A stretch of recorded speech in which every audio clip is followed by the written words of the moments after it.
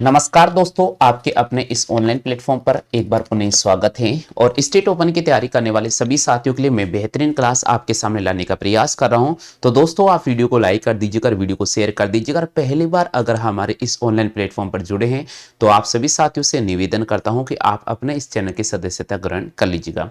तो state open का बहुत ही शानदार क्लास आपके सामने रहने वाला है। नए पाठ्यक्रम पर आधारित बहुत ही महत्वपूर्ण क्वेश्चन है।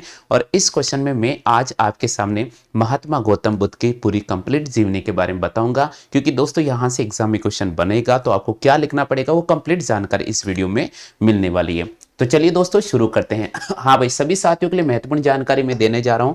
वो महत्वपूर्ण जानकारी है कि दोस्तों आप प्ले स्टोर पे जाइएगा, हमारे ऐप को अवश्य डाउनलोड कीजिएगा।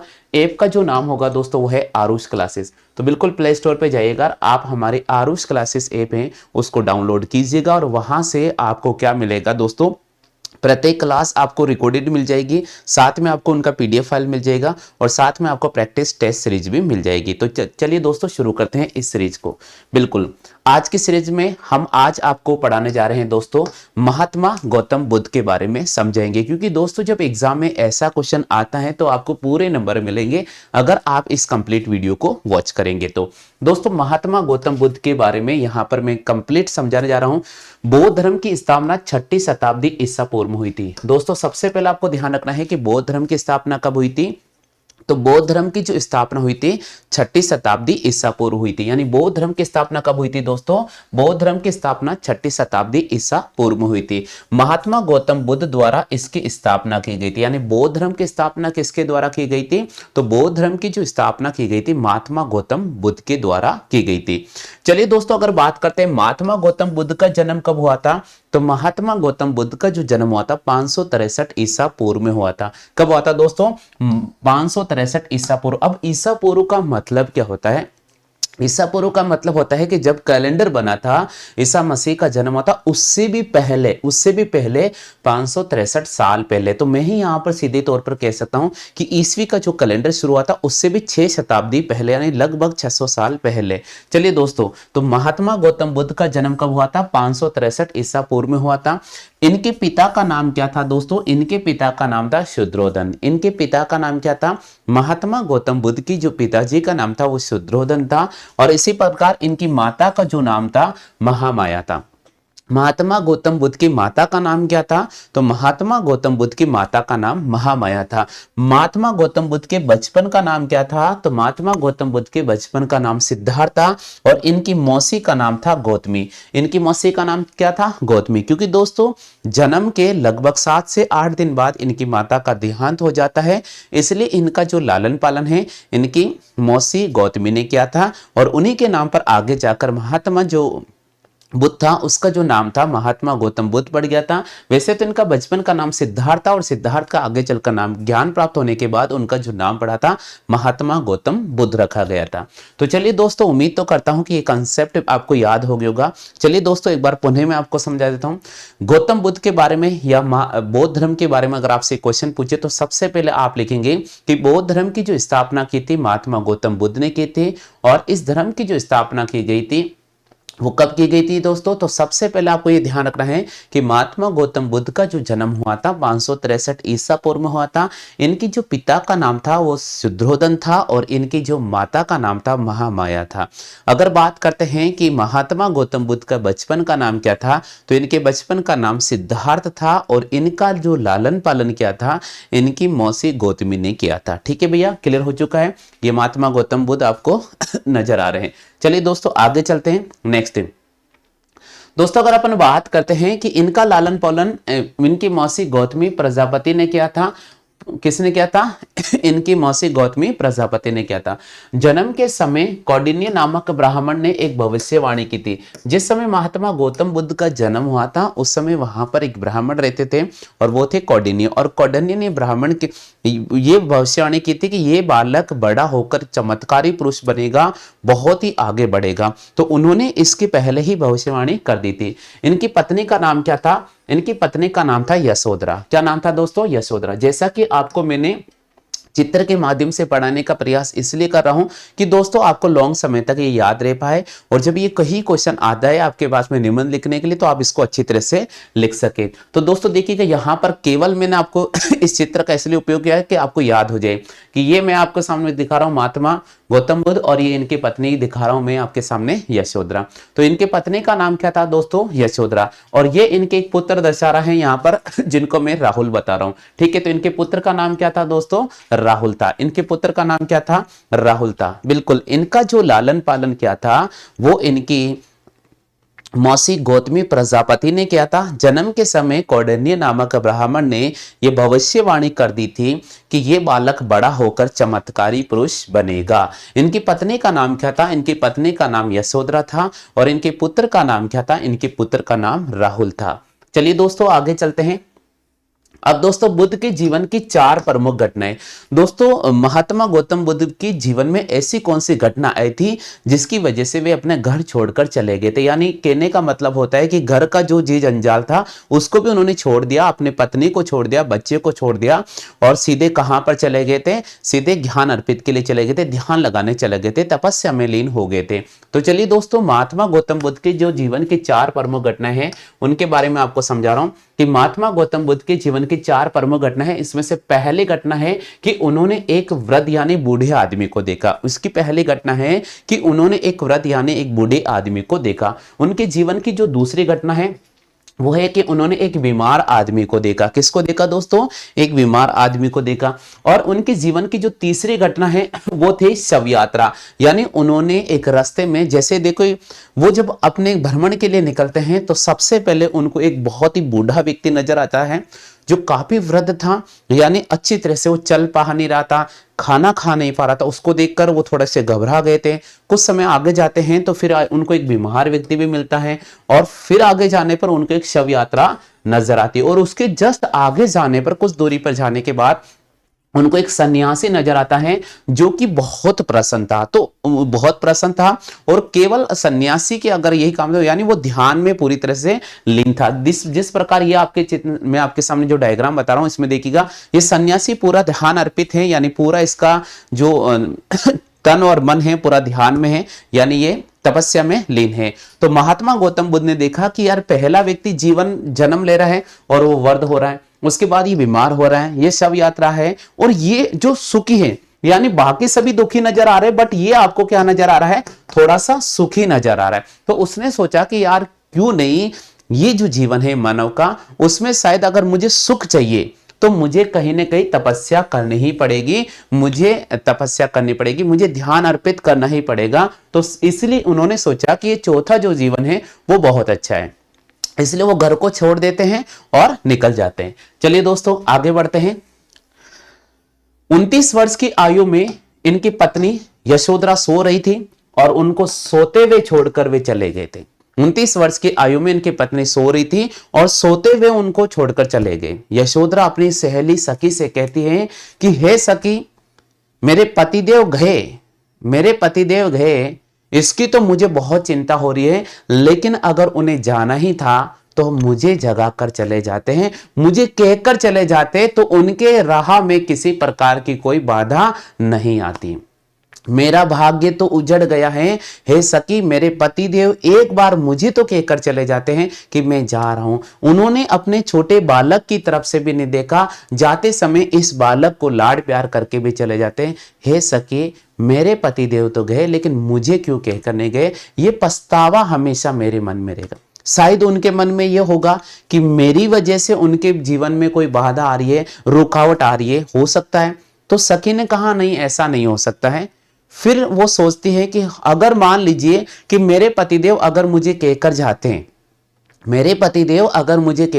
हैं, तो मेरी आंखें आंसुओं से भर जाती हैं, और शायद हो सकता है कि मेरी आंखों में आंसू देखकर महात्मा गौतम बुद्ध अपने जीवन का जो लक्ष्य अटल हासिल करने जा रहे थे शायद वो हासिल नहीं कर पाते। ये भी वजह हो सकती है। ये भी वजह हो सकता है कि इसलिए महात्मा गौतम बुद्ध अपनी पत्नी को अंधेरे में सोते हुए छोड़कर चले गए थे। तो दोस्तों यहां पर है कि 29 वर्ष की आयु में अपनी पत्नी को सोती हुई छोड़कर महात्मा गौतम बुद्ध अंधेरे में निकल पड़े घर से। और इसी घटना को महाविनिष्क्रमण कहा गया है। इसी घटना को बौद्ध धर्म में क्या कहा गया है? इसी घटना को बौद्ध धर्म में महाविनिष्क्रमण कहा गया है। 6 वर्ष की कठोर तपस्या के बाद इनको ज्ञान प्राप्त हुआ और 35 वर्ष की आयु में वैशाख की पूर्णिमा को इनको ज्ञान मिला था। यानी महात्मा गौतम बुद्ध को ज्ञान कब प्राप्त हुआ था? महात्मा गौतम बुद्ध को 35 वर्ष की आयु में वैशाख की पूर्णिमा को ज्ञान प्राप्त हुआ था। और कौन से पेड़ के नीचे ज्ञान प्राप्त हुआ? तो दोस्तों पेड़ था पीपल, यानी पीपल के पेड़ के नीचे ज्ञान प्राप्त हुआ। ऋजुपालिका नदी के किनारे ज्ञान प्राप्त हुआ और ये बोधि वृक्ष कहलाए, यानी जो पीपल का पेड़ था उसे बोधि वृक्ष के नाम से जाना गया। 29 वर्ष की आयु में पत्नी को अंधेरे में सोते हुए छोड़कर, बच्चे को अंधेरे में सोते हुए छोड़कर महात्मा गौतम बुद्ध अपने जीवन को त्याग कर भिक्षुवर्ती, यानी कहने का मतलब सन्यासी का रूप धारण करने के लिए अपने घर से निकल पड़े। और जीवन की इस अनमोल घटना को महात्मा गौतम बुद्ध के लिए महाविनिष्क्रमण नाम दिया गया। और यहां से निकलने के बाद वे सीधे एक नदी के किनारे चले गए जिसका नाम है ऋजुपालिका। ऋजुपालिका नदी के किनारे जाते हैं और 6 साल तक कठोर तपस्या करते हैं। 6 साल तक कठोर तपस्या करने के बाद वैशाख की पूर्णिमा को 35 वर्ष की आयु में इन्हें ज्ञान प्राप्त होता है। ज्ञान प्राप्त होने के बाद महात्मा गौतम बुद्ध सिद्धार्थ से बुद्ध कहलाए थे और वह जो वृक्ष था वो बोधि वृक्ष कहलाया था। चलिए दोस्तों आगे बात करते हैं। ये देखिए दोस्तों, ये आपके सामने डायग्राम से मैंने इसलिए पढ़ाने का प्रयास किया है कि आपको लॉन्ग समय तक ये आंसर याद हो जाए। दोस्तों ये आपके सामने जो नदी नजर आ रही है वो आपके सामने है ऋजुपालिका नदी। तो ऋजुपालिका नदी का किनारा है, तट है, और ये जो आपके सामने है पीपल का पेड़, और इस पीपल के पेड़ के नीचे महात्मा गौतम बुद्ध बैठकर तपस्या कर रहे। 6 साल की कठोर तपस्या के बाद इनको ज्ञान प्राप्त होता है और ज्ञान प्राप्त होते ही महात्मा गौतम बुद्ध यानी सिद्धार्थ महात्मा गौतम बुद्ध कहलाते हैं। और ये जो पीपल का पेड़ है ये बोधि वृक्ष के नाम से आज भी पूजा जाता है। चलिए दोस्तों, महात्मा गौतम बुद्ध ने ज्ञान प्राप्ति के पश्चात सर्वप्रथम अपना पहला जो उपदेश दिया था वो सारनाथ में 5 साधक को दिया था। दोस्तों चित्र के माध्यम से मैं आपको कंप्लीट समझाने का प्रयास कर रहा हूं कि महात्मा गौतम बुद्ध ने अपना पहला जो उपदेश दिया था, संदेश दिया था, वो किनको दिया था? 5 साधक को दिया था। और कहां पर दिया था दोस्तों? ये 5 साधक को जो संदेश दिया था वो सारनाथ में दिया था। कहां पर दिया था? सारनाथ में। तो सारनाथ में 5 ब्राह्मणों को शिष्य बनाकर बौद्ध धर्म के प्रचार की दीक्षा दी गई थी और ये धर्म चक्र परिवर्तन कहलाया। यानी इस प्रकार दी गई शिक्षा को बौद्ध धर्म का धर्म चक्र परिवर्तन कहा गया। क्या कहा गया था? बौद्ध धर्म का धर्म चक्र परिवर्तन कहा गया। चलिए दोस्तों आगे चलते हैं। 80 वर्ष की आयु में महात्मा गौतम बुद्ध का निधन हो जाता है, जिसे निर्वाण कहा जाता है। जिसे क्या कहा जाता है? निर्वाण कहा जाता है। और ये कब हुआ था? 483 ईसा पूर्व में। मल गणराज्य की राजधानी कुशीनगर में महात्मा गौतम बुद्ध को निर्वाण प्राप्त हुआ था और यही घटना महापरिनिर्वाण के नाम से जानी जाती है। बौद्ध धर्म के 3 त्रिरत्न थे जिसे त्रिपिटक के नाम से जाना जाता है। उसमें से नंबर 1 आता है दोस्तों सूत पिटक, अगला आता है दोस्तों विनय पिटक और अगला आता है अधिधम्म पिटक। चलिए दोस्तों मैं आपको बताता हूं कि सूत पिटक में क्या लिखा गया है, विनय पिटक में क्या लिखा गया है और अधिधम्म पिटक में क्या लिखा गया है। तो चलते हैं दोस्तों आगे। नेक्स्ट हमारे पास में आ रहा है विनय पिटक। यहां से बहुत ही महत्वपूर्ण जानकारी आपको मिलने वाली है। विनय पिटक का जो संकलन किया था वो उपालि ने किया था। विनय पिटक का जो संकलन किया था वो किन्होंने किया था? विनय पिटक का जो संकलन किया था उपालि ने किया था।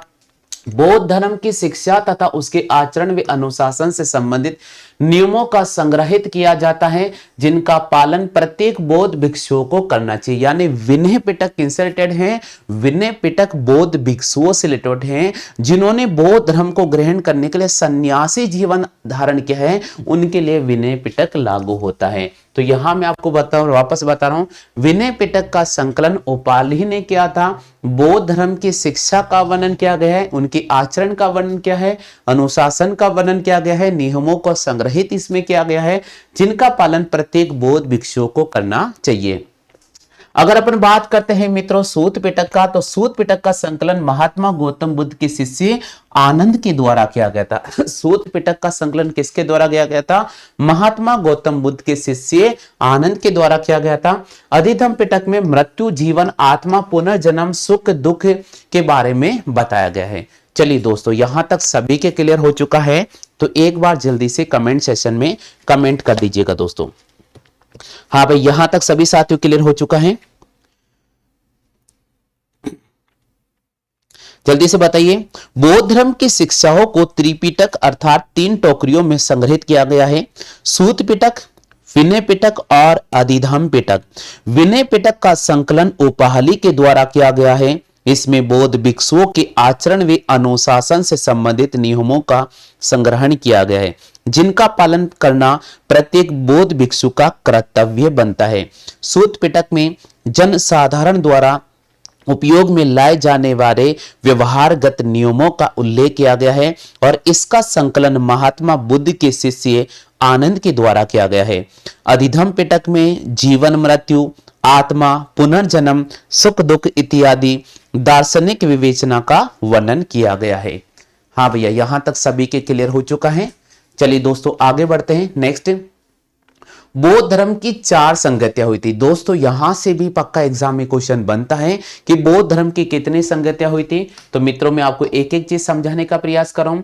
बौद्ध धर्म की 4 संगतियां हुई थी, उसमें से पहली संगति हुई थी 483 ईसा पूर्व में राजगृह मगध बिहार में हुई थी। अजात शत्रु का शासन काल था और इसकी जो अध्यक्षता की थी महाकश्यप ने की थी और इसमें त्रिपिटक की रचना की गई थी, सूत पिटक, विनय पिटक और अधिधम्म पिटक। इसके बात करते हैं दोस्तों, दूसरी संगति की बात करें तो वो हुई थी 383 ईसा पूर्व में, वैशाली बिहार में हुई थी, कालाशोक के शासन काल में हुई थी और इसकी जो अध्यक्षता की गई थी सबाकामी ने की थी। बौद्ध धर्म स्थाविर अथवा ठेकादी और महासादिक में बट गया था। तीसरी बौद्ध संगति 283 ईसा पूर्व में पाटलिपुत्र में हुई थी और ये अशोक के शासनकाल में हुई थी और ये मोगलीपुत्र यानी बौद्ध धर्म के सिद्धांत की दार्शनिक व्याख्या करता है। और इसी प्रकार चौथी बौद्ध संगति प्रथम शताब्दी में की गई थी, कुंडलवन नामक स्थान पर हुई थी, कनिष्क के शासनकाल में हुई थी। वसुमित्र इसकी अध्यक्षता कर रहे थे और अश्वमेघ इसके उपाध्यक्ष थे और इसमें हीनयान और महायान में बौद्ध धर्म विभाजित हो गया था। यानी बौद्ध धर्म आगे चलकर 2 शाखाओं में विभाजित हो जाता है, उसमें से एक होता है हीनयान और दूसरा होता है महायान। क्लियर हो चुका दोस्तों। हीनयान क्या होता है? महात्मा बुद्ध को मनुष्य समझे जाने वाले विचार को मूर्ति पूजा में विश्वास नहीं करने वाले, परंपरागत बौद्ध शिक्षाओं में विश्वास रखने वाले स्थाविर अथवा थेरवादी कहलाते हैं, जो हीनयान शाखा के संप्रदाय के संपर्तक थे। महायान इस संप्रदाय के समर्थकों ने महात्मा बुद्ध को ईश्वर माना। वो मूर्ति पूजा में विश्वास करने के साथ नए नए परिवर्तनवादी विचारों के समर्थक थे और इसके समर्थक महासादिक अथवा सर्वास्तिवादी कहलाते हैं। ये चमत्कारों में विश्वास करते हैं। हाँ जी भैया, यहां तक क्लियर हो चुका है। चलो दोस्तों आगे चलते हैं, नेक्स्ट सेशन की बात करते हैं। बौद्ध धर्म की शिक्षा। दोस्तों अगर अपन बात करते हैं बौद्ध धर्म की शिक्षा तो उसमें पहला पॉइंट लिखा रहा है आत्मा और परमात्मा में विश्वास नहीं करता। यानी बौद्ध धर्म आत्मा और परमात्मा में विश्वास नहीं करता है। इसे अनित्यवाद या क्षणिकवाद का सिद्धांत कहा जाता है। बौद्ध धर्म के अनुसार पुनर्जन्म में विश्वास रखता है। यानी बौद्ध धर्म कर्म के अनुसार पुनर्जन्म में विश्वास रखता है। बौद्ध धर्म कहता है कि अगर आप अच्छे कर्म करोगे तो आपका पुनर्जन्म हो सकता है और अगर आपने अच्छे कर्म नहीं किए हैं तो आपका पुनर्जन्म पॉसिबल नहीं होगा। चलिए दोस्तों, बौद्ध धर्म के 4 आर्य जो सत्य बताए वो है दुख, दुख समुदाय, दुख विरोध और मध्यम मार्ग। यानी अगर मैं बात करूं बौद्ध धर्म के, बौद्ध धर्म ने कहा कि आपको सत्य के मार्ग पे चलना है और वो 4 सत्य के मार्ग हैं। वो पहला सत्य है दुख है, यानी हर जीवन में दुख रहेगा। ऐसा कोई व्यक्ति नहीं मिलेगा संसार में जो सुखी रहेगा। हर व्यक्ति में दुख है, हर व्यक्ति में दुख। पैसे वाले में दुख है कि कहीं चोर नहीं आ जाए, पैसे वाले में दुख है कि कहीं चोर नहीं आ जाए। जिसके पास ज्यादा खेती उसको दुख है कि कहीं रात को रोजड़ा नहीं आ जाए, रात को कोई जानवर नहीं आ जाए। तो दुख तो सबको है भैया। अब आगे लिखा गया दुख समुदाय। बहुत सारे दुख मिलकर एक समुदाय का निर्माण करते हैं जिसे बोलते हैं दुख समुदाय। यानी अगर आप दुखों के बारे में सोचते ही रहेंगे तो भैया दुख दुख मिलकर बहुत सारे दुख हो जाएंगे, आपके जीवन को बर्बाद कर देंगे। आगे लिखा गया है दुख विरोध। हमें दुखों को निवारण करने का उपाय सोचना चाहिए, हमें दुखों से दूर जाने का उपाय सोचना चाहिए, तभी आप दुख विरोध चल जाते हैं। मध्यम मार्ग यानी मध्यम मार्ग का निर्माण किया गया है। अब दोस्तों अगर अपन बात करते हैं कि दुख विरोध क्या है, और दुख विरोध के 8 मार्ग बताए गए हैं जिन्हें अपन आगे चलकर अष्टांगिक मार्ग कहते हैं। वो कौन से? सम्यक दृष्टि, सम्यक संकल्प, संयम, सम्यक वाणी, सम्यक कर्म, सम्यक आजीविका, सम्यक व्यवहार, सम्यक स्मृति और सम्यक समाधि। इस प्रकार बौद्ध धर्म के 8 मार्ग आपको बताए गए हैं। बौद्ध धर्म के कितने मार्ग बताए गए दोस्तों? 8 मार्ग, जिन्हें अपन कहते हैं अष्टांगिक मार्ग। लिख लीजिए भैया सबसे पहले सम्यक दृष्टि, लिख लो जल्दी से। सबसे पहले सम्यक दृष्टि यानी आपसे कह रहे हैं कि 4 आर्य सत्य और बुद्ध की शिक्षाओं में आस्था रखता है। सम्यक संकल्प, सभी के कल्याण की कामना करते हुए बुद्ध की शिक्षाओं का चलन करता है। सम्यक वाणी, भाईचारे या बंधुत्व की भावना पैदा करने वाली शांत व प्रिय वाणी बोलनी चाहिए। सम्यक कर्म, ऐसा कर्म करना चाहिए जो विश्व में कल्याणकारी और हितकारी होता है। सम्यक आजीविका, जीवन यापन के लिए ऐसा व्यापार व व्यवसाय करना चाहिए जो समाज के हित के अनुरूप होता हो, जिसमें ईमानदारी से कार्य की अपेक्षा की जाती है और जिसमें सत्य का मार्ग छुपा हो। सम्यक व्यवहार, बुरे विचारों को आने से रोकने के लिए मन में सुविचारों को लाना चाहिए और इसके लिए आपको नित्य व्यायाम करना भी चाहिए। सम्यक स्मृति, अपने इंद्रियों को नियंत्रित करना चाहिए। दूसरों के दुखों को देखकर हमें दुखी नहीं होना चाहिए और हमेशा अपने सुखी को देखकर अपन को ज्यादा वो भी नहीं करना चाहिए कि मेरे पास तो बहुत ज्यादा पैसा, ऐसा नहीं करना चाहिए। सम्यक समाधि, एकाग्रचित होकर हमेशा ध्यान लगाना चाहिए। तो दोस्तों आज के सेशन में मैंने आपके सामने महात्मा गौतम बुद्ध के बारे में कंप्लीट पढ़ा दिया है, जो कि आपके जो एग्जाम में आने वाले क्वेश्चन है वो मैंने कंप्लीट पढ़ा दिए। उम्मीद तो करता हूं मित्रों ये सेशन आपको बहुत पसंद आया होगा। सेशन पसंद आया है तो वीडियो को आप लाइक कर दीजिएगा, शेयर कर दीजिएगा, और अगर आप पहले बार हमारे इस ऑनलाइन प्लेटफॉर्म से जुड़ रहे हैं तो बिल्कुल चैनल की सदस्यता ग्रहण कर लीजिएगा। और सभी साथियों से विशेष तौर पर निवेदन करता हूं दोस्तों, ये मेरे व्हाट्सएप नंबर है 9214447666। बिल्कुल दोस्तों ये मेरा व्हाट्सएप नंबर है, अगर आप इस पर मैसेज कर दीजिएगा। दोस्तों आपको अगर किसी का भी स्टडी मटेरियल चाहिए तो आप मुझे यहां पर मैसेज कर सकते हैं। फिलहाल आज की क्लास में इतना ही साथियों, जय हिंद, वंदे मातरम।